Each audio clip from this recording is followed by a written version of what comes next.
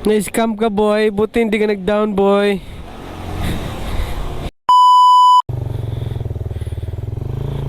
Mukha mo una kayo nakakalam eh. So yun gar, pupunta kami na ano, Tres Martires. Ay ano pala, Dasma. May pupunta kaming shop na mga motor. Kasi bibili ng flarings yung pamangkin kong bugok. Bali guys, yung pupuntahan namin ano, motor shop daw siya. O tas ano daw ata, parang parang bodega or ano ba yun. Sa malaking ano daw yun, malaking motor shop, motor parts. Titignan natin kung ano mga binibenta nila, kung ano rin yung ano rin yung mga agad ng pyesa, tapos kung mura ba yun. Kung mura, di mas maganda, mari-review natin siya. Mari-review natin siya. Ano ba banda yun? Yan lang pre, paglagpas lang ng petrol. Oo.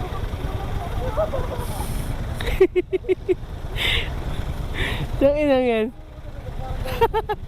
Ha? Saan? Putang ina eh, kinalikabok dun eh. So ayun mga gar, ano kami, pa-Dasma na po kami. Sabi daw kasi sa Dasma daw yung shop na yun, pero di ko alam kung saan banda yun kasi sila yung nakakalam location eh. Yun o, yung dalawang nasa unahan ko. Dito nga sa mga oras ito ay nagtataka na kami sa unang pinuntahan namin na shop kasi sarado ito. Kaya bumalik kami sa crossing kung saan kami nanggaling. Tapos nagpalipas kami sa 7-Eleven para mag-chat dun sa kausap namin. Hindi nagpapakita yung chef na yun, parang secret chef ah. Ay, bahala ka sa buhay mo. Pilis na sama-sama mo ko dito eh. Wala pang bariya. Barihan mo na. Talaga na ito. Basta na, soft drinks din tayo. Ayoko mag soft drinks, gago. Wala ng pera. Hayop na yan. Yun na, may libreng gas yun. Nice one dyan oh.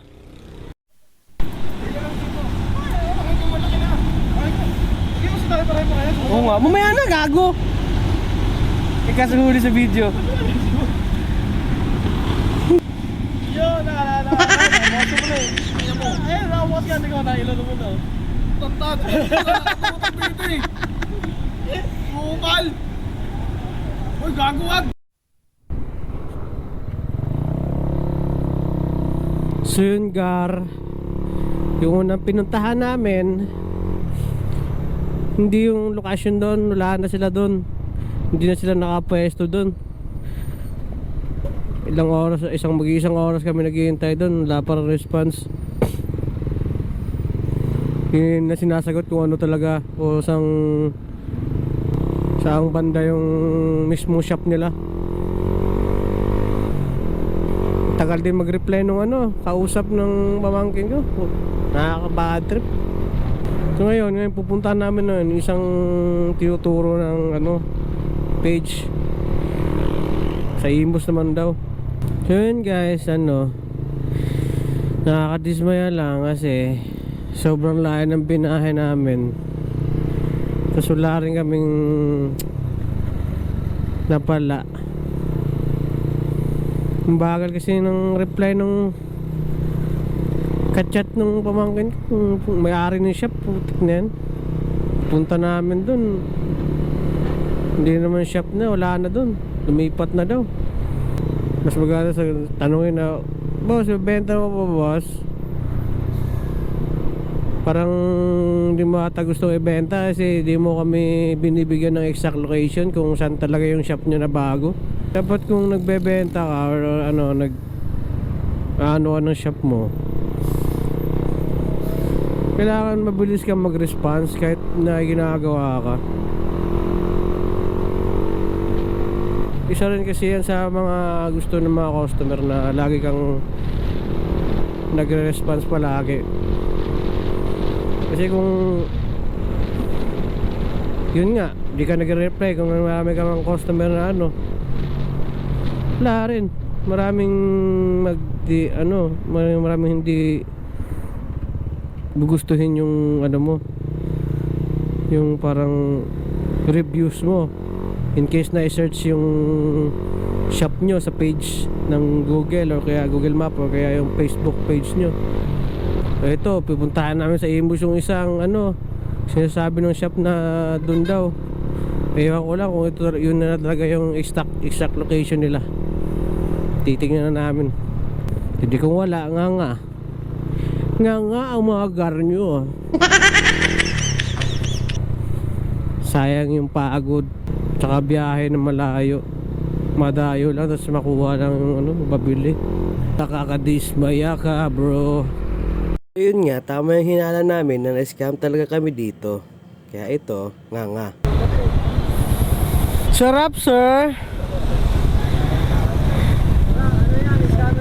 nag-isip din naman ako nung rider, yun nga lang ang dating. Baka mga March pa. Oy, yung time nga na to, tinatawagan ng tropa ko yung kausap nila. Kaso, hindi na sila sinasagot. Tapos, binlock nila sila sa messenger. Kaya yun, nga. Yun lang. Wala na, pinapatay. Na-scam ka, boy. Buti hindi ka nag-down, boy. Ano sabihin, babalik pa tayo dun? Wala na, di na nagre-ring sa akin. Di na nagre-ring sa akin. Sabi ko, scammer kong hayop ka. Ano mo? Madami ka pa sana ma-scam para ma-ambing ka na. Bakit ako hindi siya nagpakita sa akin kanina? Hindi mo nagpakita. Nakatanong na ako kanina ba? Hindi, yung pa lang sa ano. Ano nga ba ito? 13? Marami yung binigay eh.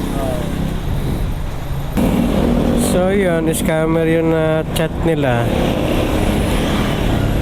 Buti na lang hindi nakapag-down. Kasi kung nakapag-down, iyak talaga ang nanay mo. So yun, na-scam kami. Buti na lang hindi. Ha? Ayaw mag-candy.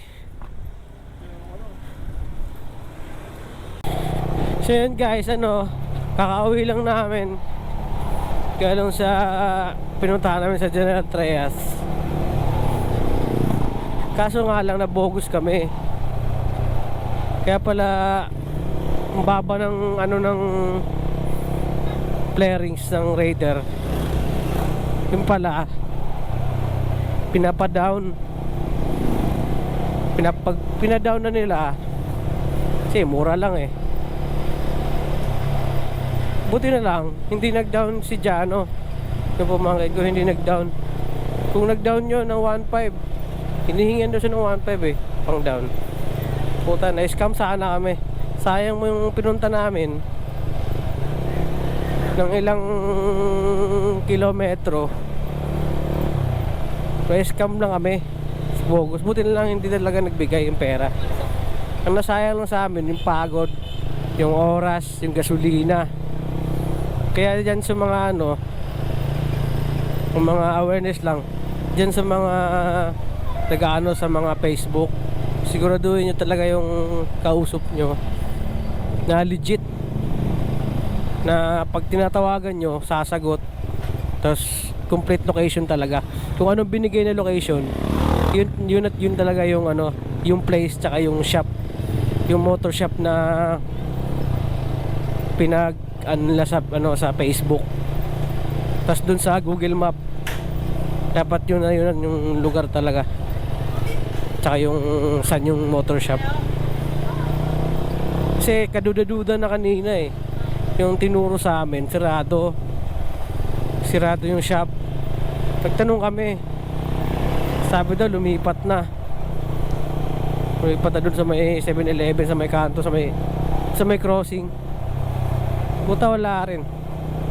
Tapos tinuro sa amin doon sa Patansa, Cavite na, Paimus. Yun, nakita nga namin yung shop. Kaso sabi sa amin ng may-ari, yung Nelson, yung scammer daw talaga yun. Yung simula nung chinat namin, Sinat ng pamangkin ko, wala na. Yung Nelson hindi na nagparamdam. Binlock na yung pamangkin ko. Nga, totoo nga, legit. Kasi marami nga daw na punta sa kanila doon sa may-ari ng ano, shop na nagpapakilala daw ganito ganyan. Si Nelson na nag-ano ng flaring set ng Raider. Ganyan nga, na-scam. Hindi kami na-scam sa pera. Yung saan na-scam mo sa amin, yung pagod namin, yung oras namin, tapos yung oras namin tsaka yung gasolina. Putik na yan. Kaya awareness lang po sa ano, sa mga dating tingin sa Facebook na gustong bumili. Kailangan ano kayo, kailangan legit yung inakausap nyo. So yun guys, end na tayo kasi kauwi na tayo.